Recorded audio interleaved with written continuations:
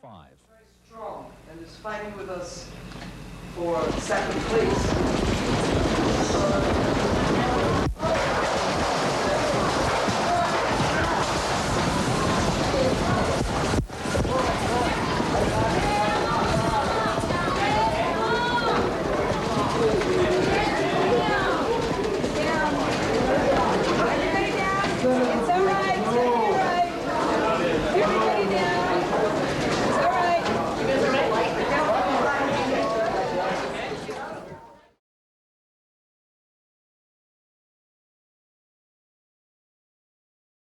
Well, we were eating dinner and it started shaking and our globe fixture on the light came tumbling down and hit the mashed potatoes.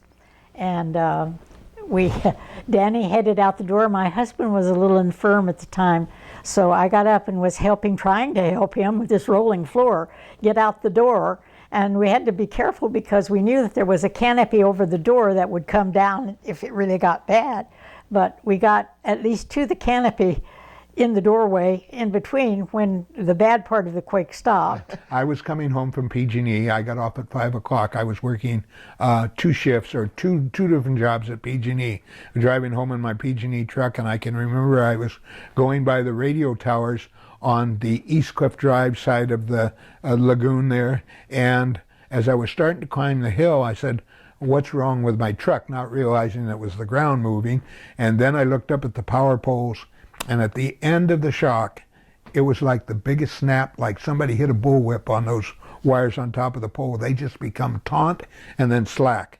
And as I looked ahead towards the 26th Avenue beach and up towards the 30s and all the way up to 41st Avenue, because I continued home in my PG&E truck, at 41st Avenue, you couldn't see the road for the amount of dirt that had fallen down into the ocean and the cloud of brown dust, for lack of a better thing.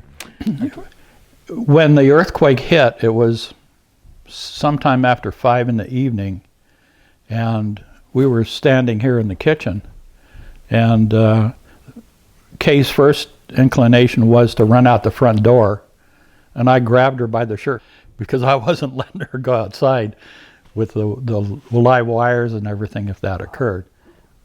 Oh, there was a funny story about my daughter's fish. She had a pet fish named Jenny, and she had won it in 2nd grade by throwing the balls into the little goldfish bowl with a goldfish in it that's this big. Okay, so she won the goldfish, and she named it Jenny.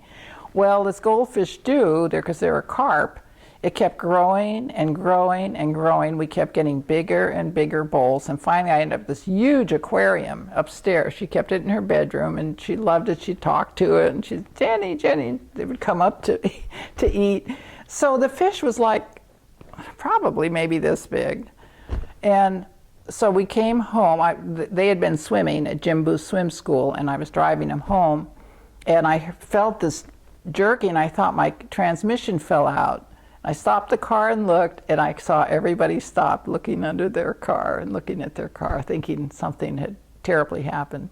So we got home, and Mary runs upstairs right away to see if Jenny's okay, and Jenny was on the floor, dead, and she screams, "Mom, Mom, Jenny's dead," you know, she's on the floor. And we picked her up, and we put her back in the aquarium, and she came back to life. Oh, that's good. She had been out of the water for like 20 minutes. So I was working in the World Series, was on in San Francisco, and John Lindsay and most of Dave Brockman, most of the sports people were up at the World Series. Our business page, our stock page was a little bit old-fashioned in those days, and in the Sentinel building, which is now Cruziel, I was facing the prefab wall. And I had to manipulate the stocks. Sometimes we'd have to take 9 or 2 stocks out and try to gauge which ones were not as popular in order to make it fit on the page. And I was manipulating the stock table, and the earthquake hit in out of the corner of my eye.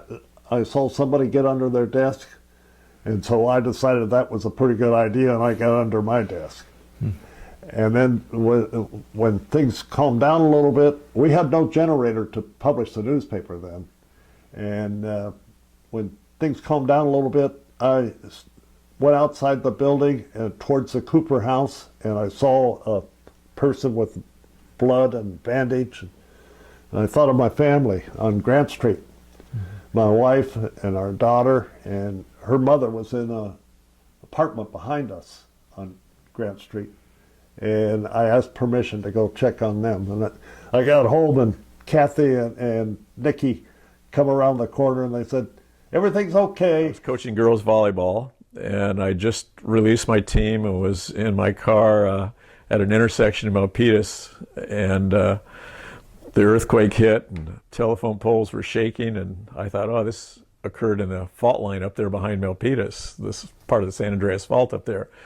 As the radio station I was listening to went off the air, and as I got on the highway, started coming back over here, the radio came back on and said downtown Santa Cruz was destroyed, Capitola Road had some, serious damage to it. And I thought, oh my God, because my wife and my son were home. And they shuttled us off the freeway in Los Gatos, and all the cars were parking, and I think it was the Los Gatos Inn parking lot, and happened to see a guy with a cell phone. That's when cell phones were first come out. It was one of those monster ones about this big. And he was able to call his wife in Scotts Valley, who was then able to connect to my wife here. And we found out everything was okay. We had very little damage in our house, no structural damage, just, the cupboards were emptied and stuff. But then I went down to walked down on the highway where the highway patrol had the road blocked off, and Highway 17 blocked off, and who comes driving up but our city public works director in a city car. And so I jumped in with him and came back over the hill with him. Oh. Got home, and it was very eerie coming down past Pasatiempo. As you come in, you can see Santa Cruz down there. It was totally black, no lights at all, with a couple of helicopters with those big spotlights flying over. Very, very eerie. It's a traumatic event, of course, for those of us that were living in Santa Cruz and Watsonville, and I was working at the library at the time the earthquake hit. I had just closed up the map room, and I was getting ready to depart, go home for the day, and I was in the back room closing up, and the earthquake struck. And I, of course, happened to be right next to a doorway, so I was able to get in the doorway and get some protection, which I really didn't need, but things were flying all over the place, and I didn't know what was happening at the time. I knew it was an earthquake, for sure, but I didn't know what the result was going to be. The building did not suffer very much. A few cracks in some of the plaster and so on, but books were all over the place. Third and fourth floors, books were shaken off of their shelving. Wife and I were in San Jose, out the prune yard in Campbell, when it hit, just getting out of the car. And I hung on to the light pole, and she hung on to the fender of the car.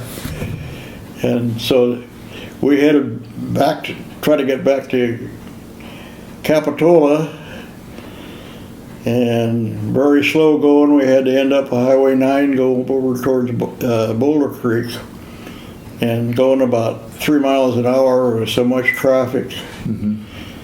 Got near the top, fairly near the top, and had vapor lock on the car. So I pulled off to the side, and finally this car came along, and a lot of people wanted to help, didn't know what we could do, and one of them says, "Come on." And the wife says, "Well, I'll make a phone call as soon as I can get to Boulder Creek." No, she said, "I'll meet you when you get there," if and when. So she went on ahead, I finally got it going again and got over the hill to Boulder Creek and couldn't find her. She had called our grandson because she was worried about the dog was in the house.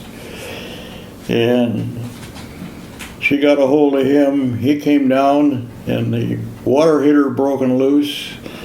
Gas was spewing out into the wall furnace in the rumpus room was about 9 or 10 feet away, and the pilot light was still going, and the gas was spewing out of the water heater.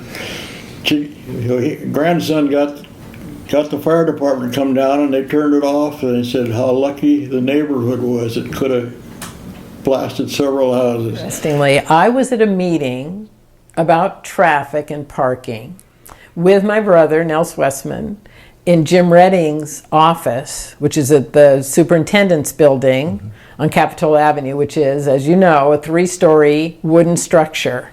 And we were sitting in his office and the earthquake started. And of course, if you've lived in California your whole life, you know the instant it's an earthquake.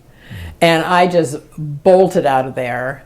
And he has a very narrow stairway down to the ground floor. I just flew down that stairway and headed for my businesses because both stores were open at the time. My daughter was in one, and then I had an employee in the big store.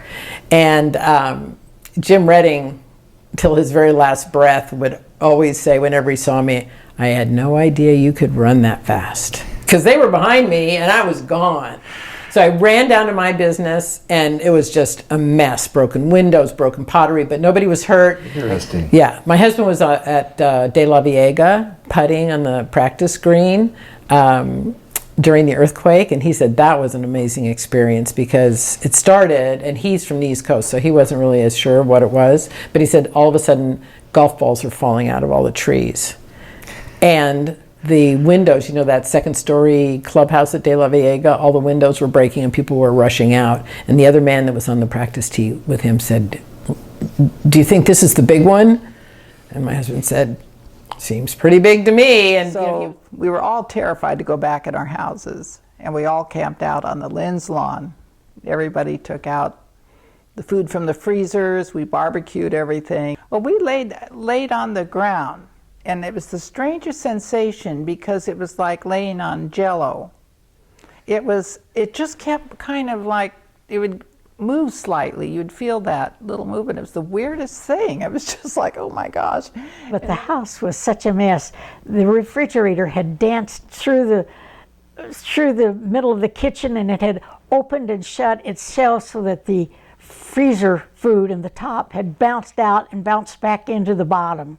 And the rice had hit the floor with the soy sauce. I tell you, we had a big mess. Set up tents and slept on the front lawn for, I think, about a week and a half before we would actually sleep back in the house, because by then the aftershocks were starting to subside.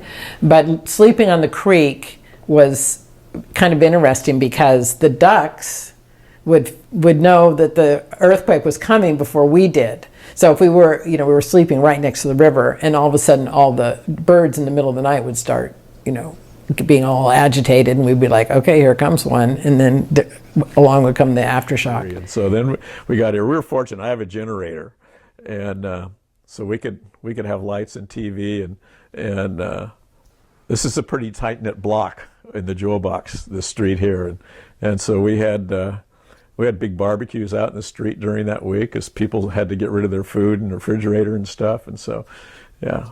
This neighborhood really came together. I was mayor at that time, and I can't remember where I had gone, but my wife Kay got in touch with me, and she said the FBI is looking for you. And I thought, okay, do I go home or do I run? So what they wanted to do was bet me to go into Santa Cruz to look at the damage with the president.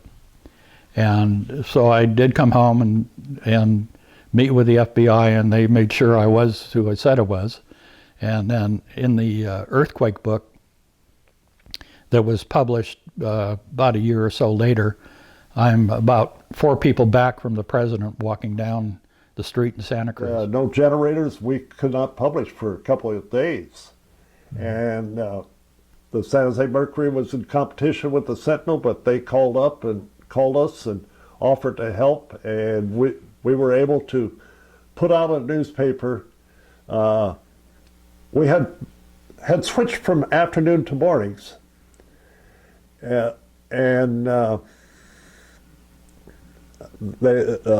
when they offered to help, why then we had to print around their schedule. So we went back to being an afternoon paper for a couple days. Oh. And when we finally were able to get a paper out, Marty Douglas Browning was the circulation manager, and she was there, and we had like 200 people in front of the store, in front of the office building, waiting for a newspaper, and we went out and gave them some papers. We didn't sell them; we just handed them newspapers. They wanted People to know were what was hungry for going on. news. Yeah.